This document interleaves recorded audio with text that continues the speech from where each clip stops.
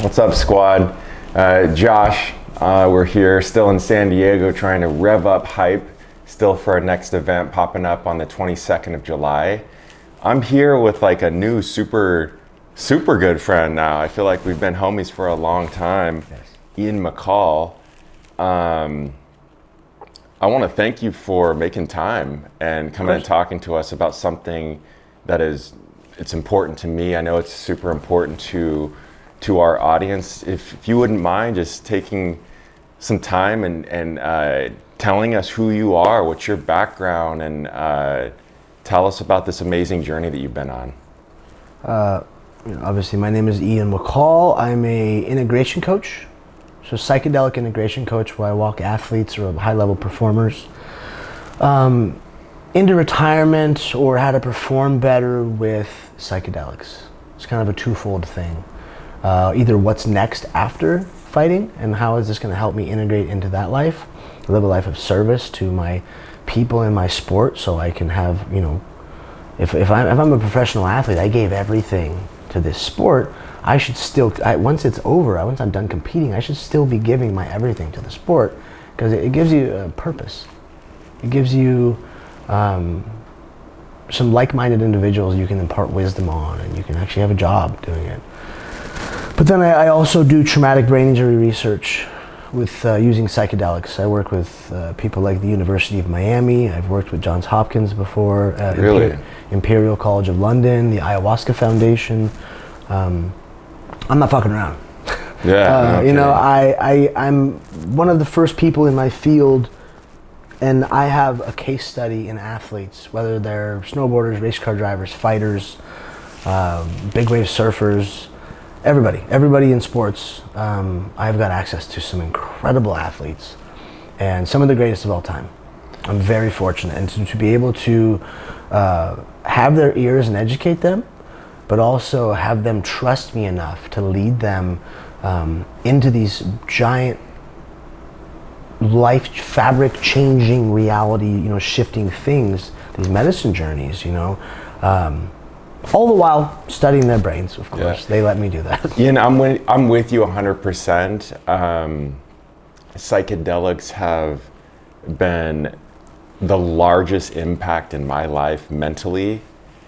I can't, truly words can't describe this change. It was that profound. Yeah. This is something, I'm super excited to actually sit down and do this with you and talk more about this topic. I can't get enough of this. Yeah. This is a space that I can't get enough of based on the healing that I've gone through. You kind of tapped into that you enjoy this space of where you get to earn someone's trust, tell them more about this product, this medicine, and get them to do it, kind of coerce them along like a different thought process of exploring other options of medicines to be made whole. How do you do that? How do you do that? I'm gonna give it to you. How do you do that? How do you get someone to open their mind enough to try a medicine that isn't what we were ever taught to ever take? Yes. We're scared of that kind of stuff. It started with legitimizing myself, because you look at me and you're like, who the fuck is this guy? I'm feeling this, man. You're swagged out. I trust this guy. but from a scientific perspective, I did forget my glasses at home. That makes me look smart. Dang. But I had to legitimize myself politically and scientifically, and I have a 501c called Athlete's Journey Home, where we take athletes to the jungles to heal properly with real shaman. And of course, because there has to be some donations involved, the donations go to the science, the traumatic brain injury healing, because this is information the world needs. And just to have the structure, to have FDA approved studies with microdosing, or FDA studies, producing knowledge on ayahuasca and brain function, gut health, like all these things. And to be able to educate people. I think it's the energy that I bring. I feel that. I've done inappropriate amounts of psychedelics. Inappropriate to some, maybe. I say that. I'm fine. But it's brought me to a level of vibration that is just, I'm one with the universe, as weird as it sounds. You know, no, I get that. I know what you're talking about. I follow. The medicine tells me what I'm supposed to do, and it's and people and me not stopping what I'm doing, because I took a lot of arrows in the back over the last 5 years of this industry, and I never cared. I was like, yeah, keep shooting. You know, I'm crazy, whatever, but you'll listen one day. And everyone listens now. They're finally like hitting me up and going, hey, I'm sorry. I'm sorry I poo-pooed you for this, right? Even overtly said something to you like, you know, you're crazy, or what are you doing with your life? And I just stayed the course, you know, and I'm never get mad at anybody. Yeah. I just go, I get it. I look crazy. I was crazy before. But if I can heal, if I can make this change from being that crazy person that I was, addicted and suicidal and just a mess, if I can turn into this person, anyone can. It's not that hard. What kind of called you into this space?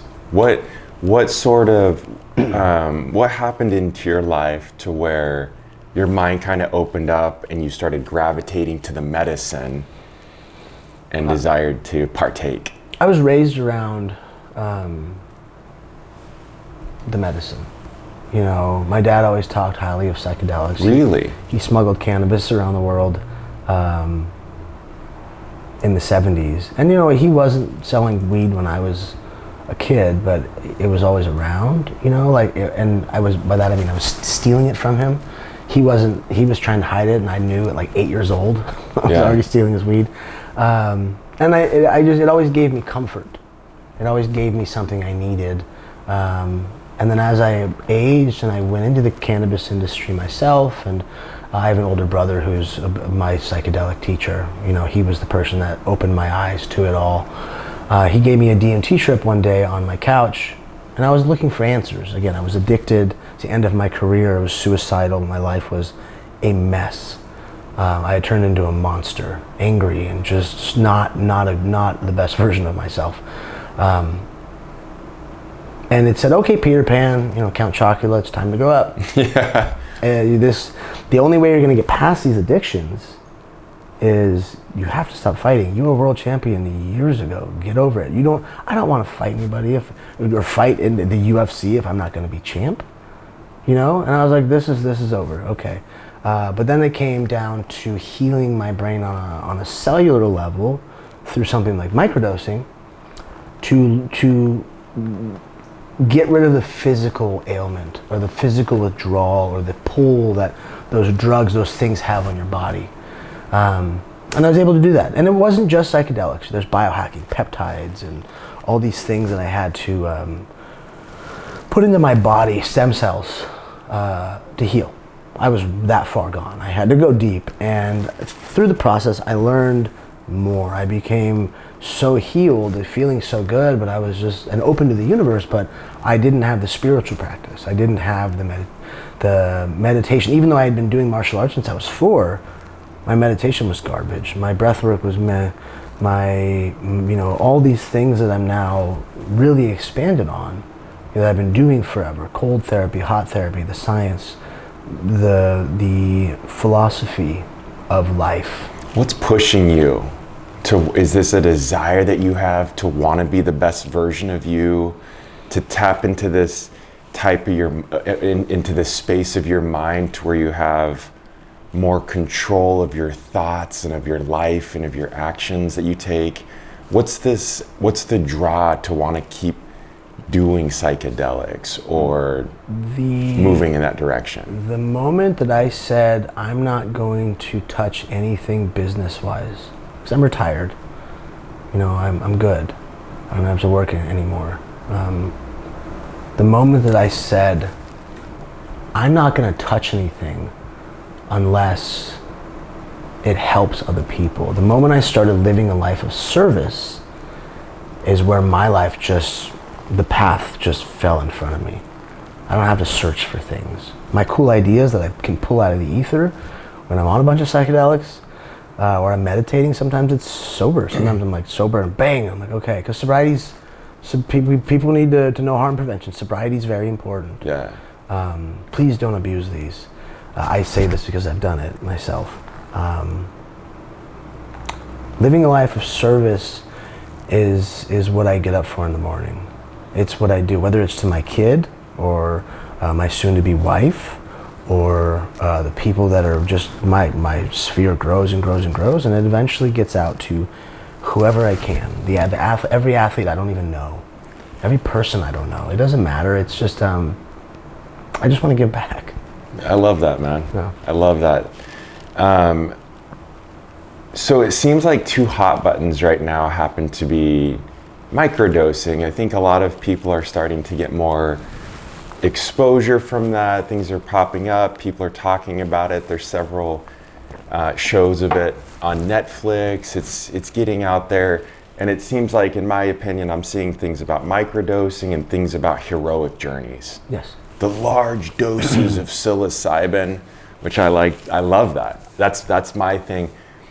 What would you, if I were wanting to do, if I don't know anything about this, and you knew, and the medicine's kind of calling me in, and I've told my guy, I'm anxious. I think I'm overly anxious, and I get into funks every once in a while. I get in depression, but I'm scared. Yeah. I don't know how to get into this. What would you recommend? Like, how would you coerce a person like me, right? With some background, what's up, to dive into this? Do I need to take a heroic journey? So that's the hard part. Not the hard part. It's analyzing the situation, the person.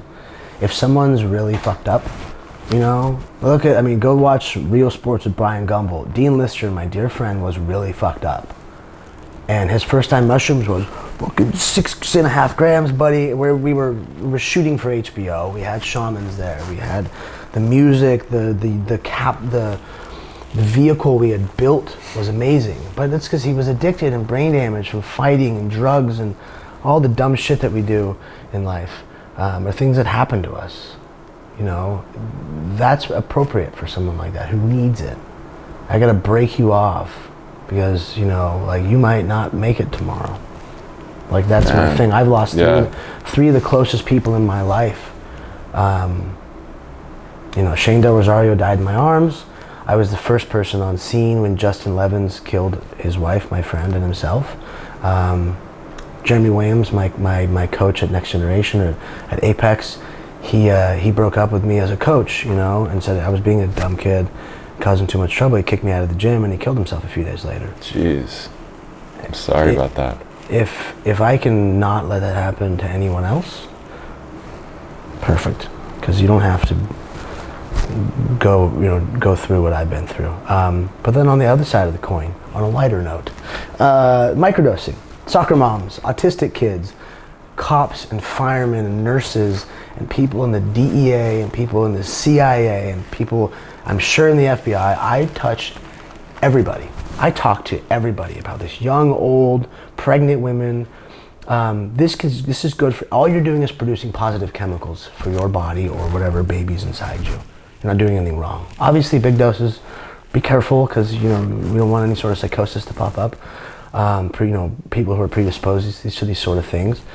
But realistically, this is for everybody. This is the panacea, because the way it affects the body and the brain on a inflammatory level, on a evolutionary level with your brain, through the big word epigenetic neurogenesis. It's the production of positive chemicals in the brain and the body. You have 5-HT2A receptors in your skin. They're all over your brain. They're all over your whole body, in your heart, and everything. So if you can produce these amazing chemicals within the body like that, you're going to heal everything. And that's really cool. Based on your opinion, is there an age? Should are children microdosing? Children are microdosing.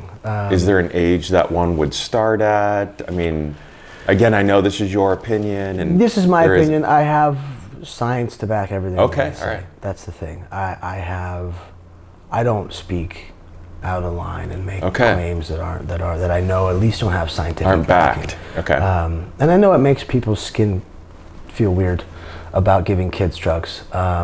Like, I would love to give my daughter psychedelics, and I can't because her mother's so against it. And I would never do that because I don't want my kid taken away.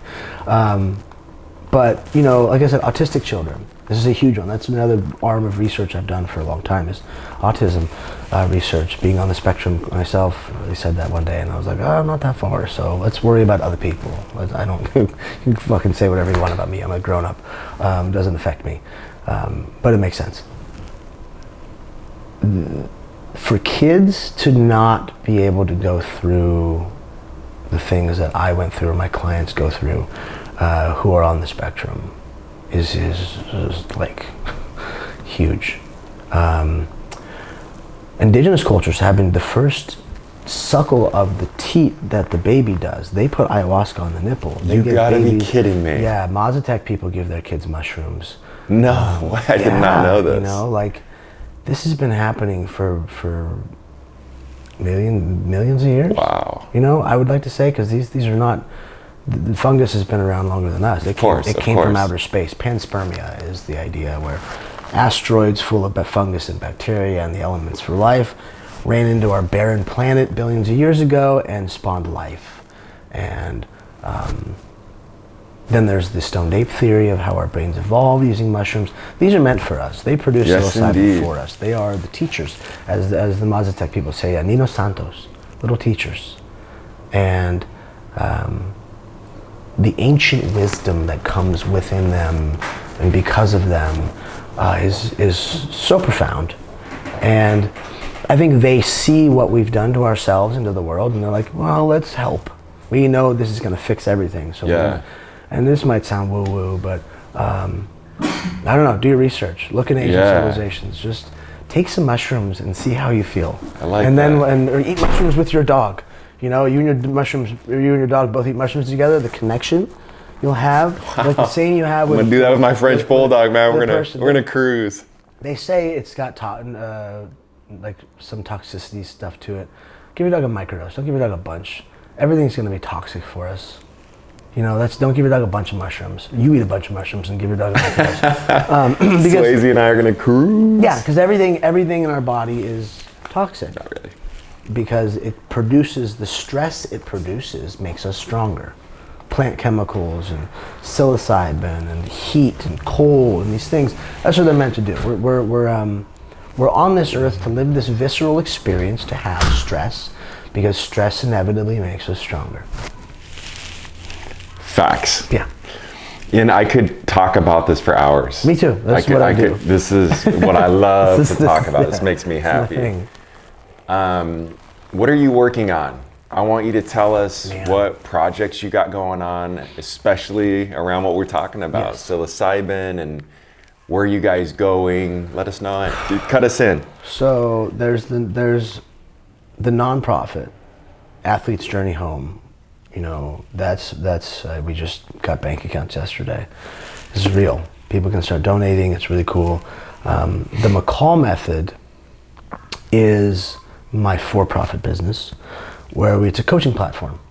You know, how are we going to help people become Aaron Rodgers using psychedelics and ayahuasca to get better?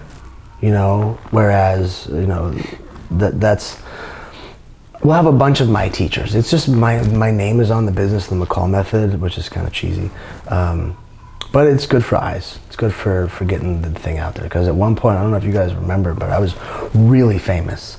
Like 3 different countries I've showed up to, and women were crying. What? You gotta be kidding me. Here, Japan, and Ireland. And I was just like, what the fuck? What? And luckily, someone like Chuck Liddell, who's like my older brother, my mentor through... Low key, I kind of got emotional when you came into the door. I didn't know what it was, man. I felt it. That's why I went like this. I was wiping away tears, man. I just got emotional. It's a weird ego thing to come down from, you know what I mean?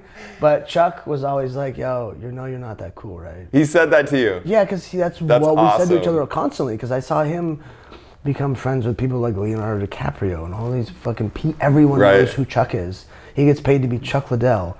Has a giant mansion in Calabasas, and he's so important to me in my life, and my family, my daughter, like everybody. But to see him go from all that, earn all that, and still be the best person I've ever met. It's all about that. Yeah. He imparted that wisdom on me. Like, remember, you're not that cool. And I was like, cool, man. Thank you. To like lovingly keep you grounded, almost. Yeah. Right. If I needed a smack in the face, he would smack me in the face. Good friend. With a big hand.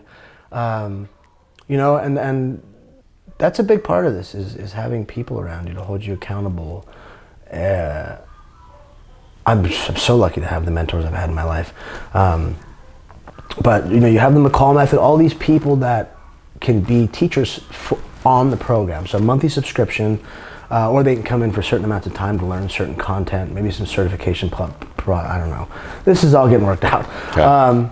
And then we have Dragonfly Medicines, which is a productization, again, a for-profit business that we're hiding in plain sight. There's Argos. Argos is a microdosing company I built a long time ago that is the best microdose. That's an actual microdose. Won't get you high. Little kids take it. Like parents and all these people that don't want to be high take it. If you take one. Take 3, you're going to feel it. So the psilocybin actually exist in that? Or yes. Is it lion's mane? No, it's pure psilocybin extract. We were the first to market. Okay. That's what got me in Forbes. Got me on the cover of LA Weekly, which is like 16 million copies. The Fight Shaman on the cover. I was like, why the fuck would you call me that? Damn it. But that company is amazing. And the new company I'm coming out with is, because at this time I can build a bunch of brands. I can do whatever I want right now. There's still illegal. But I know that no one's coming after me. I've been told by people. Sorry, I don't want to cut you off. That's a good point though. For someone that wants to get into this arena, into this space, how would they feel comfortable doing that? A law-abiding citizen. You gotta have balls and align yourself with the movement. You know, seriously, you're gonna learn so much anyways. Go to decrim nature meetings or whatever sort of legislative meetings are going on in your area. Meet the right people, join integration circles. Go just become part of the fabric of the culture because it's still small. A rising tide raises all ships. We need soldiers. We need people doing what I call the pollination effect. As the researcher and as the queen bee, I have the science. I give you guys all these worker bees. With me, it's people with blue check marks because just my friends, people I have access to. These people of influence go out there and they pollinate all the ears and all the minds with the information that's proper, it's real, like no bullshit.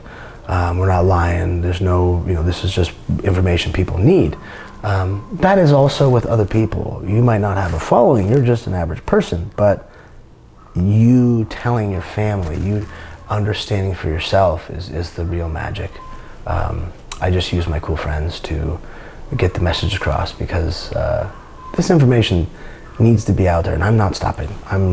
You can join me or not. I'm gonna love you either way, but I got shit to do. Okay. Ian, do you have a product? Where might our audience be able to get it? Find me on Instagram. Find him on Instagram. We're building what's your handle? At Ian McCall. Okay. Dragonfly Medicines, we have a performance gummy that I formulated. I did this formulation years ago with a microdose, but now I'm turning it into a gummy. And it's psilocybin, it's CBD, so you have 2 inflammatory pathways, get you into the flow state. Cordyceps mushrooms, lion's mane mushrooms for neural protectant value, vasodilation for better cardio. This is for athletes. And we're also adding in 4-ACO-DMT, which is, it's like the espresso of people like to say the cocaine of psychedelics. I don't like that word. It's the espresso of psychedelics. Okay. I'll say that. It's very energetic, heart opening. You're like, and you want to get shit done. So what that's about. Yeah, and it's about turning up the volume when you have a performance dose. You have your microdosing for your daily stuff, and for when you want to get out there and climb into a cage and get in a bare knuckle fight, we'll say. Like my fighter, Mark Irwin, he has a world title fight in May with BYB. He likes to get lit. We get elevated, and I can run I'm not doing this anymore, so I can impart my science on him and do studies, figure out analytics on how performance. Okay. What are the seconds or minutes you're taking off your mile time? Whatever performance data I can get. Go to the PI and run stuff there. That's the real plan. And to build that brand, there's some other things I want to make. I want to make, have a bunch of product SKUs, have mescaline gummies, have 2CB gummies, have, tea. Like when I serve medicine, it's through tea. I don't serve medicine much. I stopped in 2019 because I just, not a shaman. It takes a lot of energy to do this with people. Even though, I'm almost 11% native from Mexico, I'm not a shaman, even though in my past lives I've seen, through all my past life recognition stuff I've done, I was some sort of a shaman. But I'm not, right now, this person, nope. That's a lot to put on people, or for people to put on you. So I knew in 2019 I was making money off it, and I was like, I just gotta stop doing this. I'm going back into making, boutique teas. Okay. Just for people to have their journeys. Now that I'm better at this, I'm more grounded, I'm much more educated, I'll start serving tea again, and it's not always these giant doses, that's intimate, but for groups, for people to sit and talk and dance and have fun, and Nice. That's the product line. That's the new stuff. And always Argos. You can go to Argos on Instagram. Argos. Yes. Argos is the ship that Jason and the Argonauts took through Greek mythology. Okay. And one of my partners is Jason. This was such a passion project and a lifestyle brand. There's a lifestyle brand behind all the companies I do because it's more substance, whether it's a tea mug or a teapot or t-shirts and all this stuff to just create a lifestyle behind it, because not everybody wants to wear tie-dye, some people don't. I wear mostly black. I wear sneakers, like sometimes it just depends. Like what's your version of lifestyle, because there's most brands are doing it in this space, and tying in artists, like my brother, who's a DMT artist, who was having his first big art show at a psychedelic conference and speaking on stage. Like, I'm so happy to bring him along. Wow. He's the guy that taught me. He started off my understanding of it all. To pair up with them and have their voice through the products that we sell. Yeah. And if they want to productize something, we can build it for them. It's white labeling at that sort of level with production facilities and high level, great FDA level sort of production facilities that are out there that are doing this. We're the only one. There's multiple. So it just shows you, like, this is an industry that's building. It just happens to be a felony right now. But that's changing. And the cops aren't coming after you. The cops are all taking mushrooms, or at least thinking about it. Like I see, I work with first responders a lot. They come into my gym daily. We're doing jiu-jitsu, and I see them, the things that they go through on a daily basis. Having, like, one of my students, and he had just seen 3 kids die that morning, and at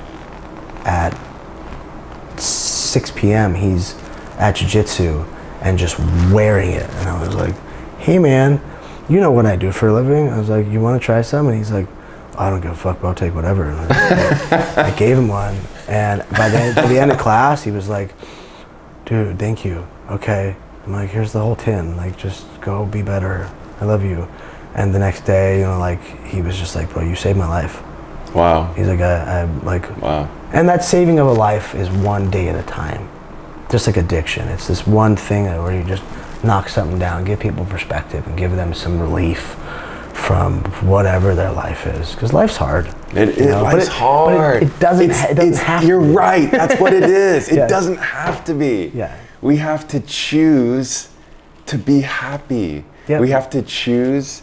Not today, Satan. Yeah. We got to be okay taking on challenges and being able to navigate through our anxieties, and that's what it is. Yeah. We just have to choose to be okay working through the stresses of life. Yes, and to smooth out the visceral reaction you have to these traumas that get in your day, and then you have this cycle of bullshit you put yourself through and you put your people through. and it just inevitably bites you in the ass later. To smooth out the visceral response to where, like, you know, fucking trauma comes and you're like, okay, just check this out. Let me deal with this and put it behind me, put it in a little box, and not let it affect me as much. I have to see it. I have to deal with it. You can't just push it down, because then it's going to come back and get you like a boogeyman. Yeah. You have to fuck with it. You're like, all right, cool. I'm going to fix it. I'm going to deal with this like I've dealt with it through breath work or whatever it is. Let it pass. And then it's a learning lesson for yourself and for others, which is it's a big deal. But the way we smooth it out is through that process of epigenetic neurogenesis, the production of those molecules, where your brain has miracle grow. You smooth out the pathways, because at the end of the pathway there's a trauma, and when you smooth out the pathway, which is the plaque, the brain damage that manifests through physical violence or emotional trauma, you get, this is going to sound gross, but you get non-violently molested your whole life. It's going to manifest the same as brain damage. I've seen the imaging. Wow. Gnarly. So think, why are people who've never been in a fight in their life acting crazy and addicted and slutty, or whatever word we want to put on it? If we can smooth out the reaction, smooth out the pathway, then we can see these traumas, and we can just, like, you kind of have this like smirk on your face. You're like, all right, man, yeah, fuck yeah, let's do this. Let's deal with it, because when I deal with it, I now have this psychedelic exuberance like you feel. Yeah. Like, oh yeah, I win. Fuck you. Yeah. I'm out. And then you turn, you're like, what else can I do today with a smile on my face? I feel like this discovery can almost be like a map, right? And it's going back to what I was saying, is we still have to choose. We get this map, and if we know, it tells us the direction to happiness, what we're searching for, essentially, but we still have to choose it. Yeah. Oh, yeah. We still have to choose to take on the challenge of getting over the mountains and going over the bypasses and crossing the rivers to reach happiness. The obstacle is the way. There's a book from Ryan Holiday called The Obstacle is the Way. And this is one of the first books that I read through my new version of healing, this path I was on. And man, that and the Daily Stoic, that guy's amazing, Ryan Holiday. The obstacle is the way. You can't try and navigate it. You need to go through it, because it's going to be a learning experience, and that's why we're here, is to learn. Yes. And sometimes you're going to make the wrong choice. That's okay. It's okay. Whatever. You can always change. Yes. You can always fix it. Like, very few times is it like, no, this is stuck forever. Like, obviously, if that's the sort of thing you're dealing with, you need to analyze and take some time. Yes. And maybe go deep with psychedelics and analyze it before you make this choice. But the daily stuff, yeah, man, you just got to know that these choices you make are energetically right. You know, I was once asked by one of the amazing teachers I have, where's your energetic output going? What are you putting your energy into? But also, what sort of energy are you putting on it? What sort of words are you telling yourself? What sort of stories are you telling other people? All this stuff has real importance, because words are spells and life is magic, and you can make your magic happen. And once you start doing that and you start catching yourself MFing people, they call it the udik in Serbian. It was the negative energy someone puts on. That's why you clear with sage. Yeah. You clear the udik. These energies are all so important. And to really put that into daily practice, I know is hard for people. It's hard for me. But when you do it, you catch yourself in so many potentially negative situations or sayings or things that are happening, and you can catch them before they happen. And you're like, okay, why do I feel this way? Why am I talking about this person this way? Well, turn the light back on me and just go, oh, you know how Scooby-Doo, they pull the mask off and it's you. And you're like, shit, not again. Have you found that it's, instead of looking to where I need to be happy, that if I take some of these lessons that I'm learning along the way through psilocybin, I'm gonna just start focusing on this one right here. and I'm gonna get solid in this. And one day at a time. Yeah, one thing and this at a will time. become a habit. Yeah. I'm cool with this, I'm vibing, my energy's telling me this is where I need to be, and then go on to another thing. Instead of this big picture of I need to do this all the time, going all in, it's being comfortable going through this process, but ultimately making the decision that I'm okay experiencing a challenge to get to where I want to go. Yes. Yeah. You have to go through the process. There's a process. There's a process. What does Teddy Atlas say? What are we? We're firemen. We're firemen. You got to go into the fire. And it's true. So many people in the psychedelic space are soft as baby shit. I'm sorry. I don't mean to poo-poo anybody. It's all the feminine. It's this overarching theme. Yeah, we have to balance our feminine, but I'm here to make motherfuckers. Saw some guy say that on Instagram. I'm here to do the same. Stress people out. One of my teachers in psychedelics is like, you don't ever say anything or do anything to stress someone out and make them feel emotion. And I was like, ha ha ha, yeah, right. I try and choke the life out of my clients all the time. I stress them the fuck out because this world is way too nerfed. It's you know, I need to build protectors. I need to build people that are not predators, that are looking to step in front of danger. You know, whether it's even feminine, you know, even women, like you're trying to surf a big wave, you're trying to climb into a cage and beat some chick up for money, for blood money in your underwear, that's pretty masculine. Yeah. You know, so, and obviously within my course, my soon-to-be wife, I love her, she teaches the feminine. I don't teach the feminine. Okay. I'm a fucking savage. I can back up what she says and help you balance, you know, through a manly perspective. But to teach people to stay hard, you know, stay dangerous is good, because as Jordan Peterson says, you know, a good man is not a weak man. A good man is a savage individual like myself that chooses to keep it in order. Yeah. Because that's that's proper. That's what you do. But at any moment, if shit pops off, I'll fucking kill people quick. I'll eat somebody, and it's not something I look forward to. I don't want to do that, but be the warrior in the garden, not a gardener in a war.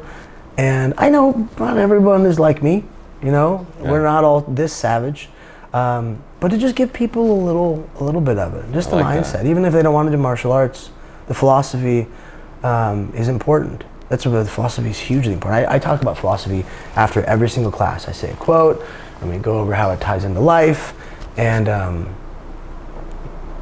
yeah, you know, this is a whole process of getting up in the morning. Everything you do is part of this process with me, with my clients, whether they're detoxing off drugs. So I just don't just work with like fancy athletes. I got athletes, and I have clients that, you know, are going through addiction, going through withdrawal. I was just in Hawaii helping a client withdraw off alcohol, and I'm lucky enough where I have rich clients that want to find me cool places. You know, but that's neither here nor there. I have friends' kids who are addicted that I sit with for free because they're my friends' kids. You know, I do a lot of free work, and I'm finally starting to charge for it because, you know, I get it. I'm retired. It's time to start putting this out there because I feel comfortable that I'm good enough. That's the thing. Before I was like, you know. Back when, you know, I was too early at certain points in my career. Like when Mike Tyson tried to fight me, I wasn't ready. He was working with him for a while. It's a whole nother story we can get into. I love Mike. I do want to kind of tap into some of this. Okay. I want to tap into, I mean, you said earlier, choke someone out, jiu-jitsu. Like, yes, how are you able to kind of straddle both of these passions? And tell us where you're at with jiu-jitsu. What's going on? What's going on in your world with that space? I have my gym, and everyone thinks I'm the owner. I'm not. I will eventually be an investor once we expand, but it's my buddy. I'm feeling this, man. This is cool. I got this cool ass jacket for Christmas. Guys, the Rockwell watch is like blending in perfect right now. Got this thing going. You know, Nick, my friend, my brother, he's just a former special forces operator. He is the one that pushed me into this, to start to coach, because I was a business person. I was failing miserably in business, getting my ass kicked all the time. My feelings hurt fucking so often, used and abused. And I was like, fuck this industry. Even the psychedelic industry as a business. I was like, nope, I don't want to do this anymore. I'm hemorrhaging money, I'm hemorrhaging time, I'm fucking not doing well mentally.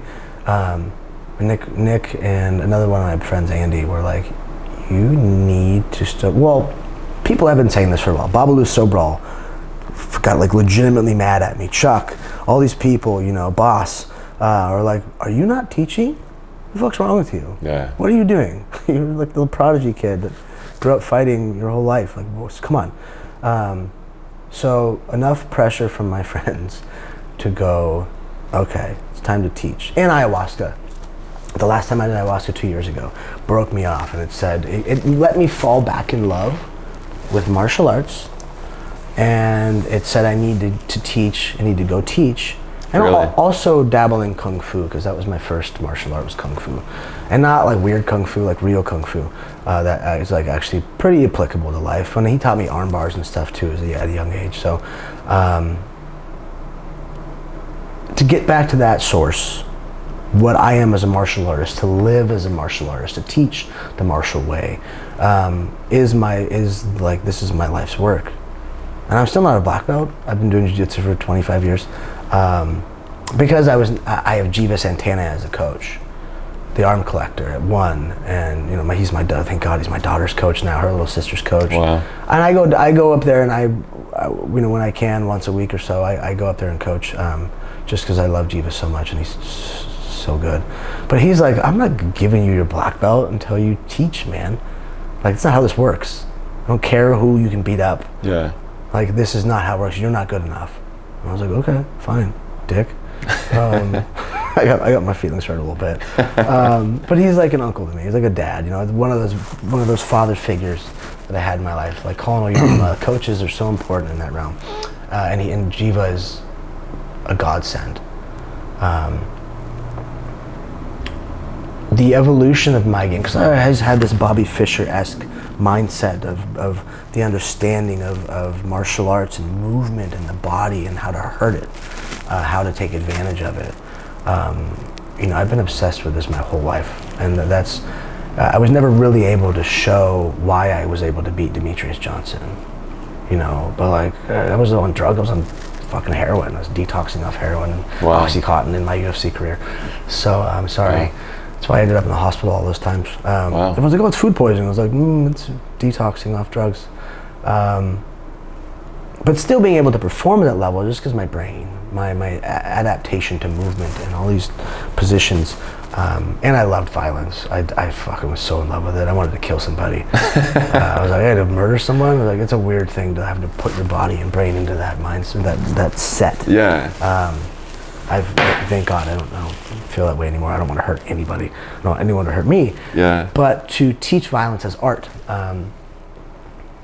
is everything to me. And to keep them savage, because I don't want fighting. I'm going to feed people psychedelics. People are like, well, you might kill their drive. No. There's savages out there like yes, me. there is. And to keep them savage. You know, and now it's more about athletes than it was when I was coming up.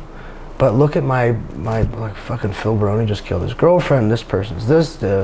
Everyone's all fucked up. Yeah. You know, like we're a bunch of damaged individuals. Those are the people that raised me. All my friends are fucked up. Yeah. So it's better that they're athletes now. It's about us as veterans to teach them the savagery, keep them alive, and harnessed properly, being able to like tap into it on a mental level, because everyone is so good. It blows me away.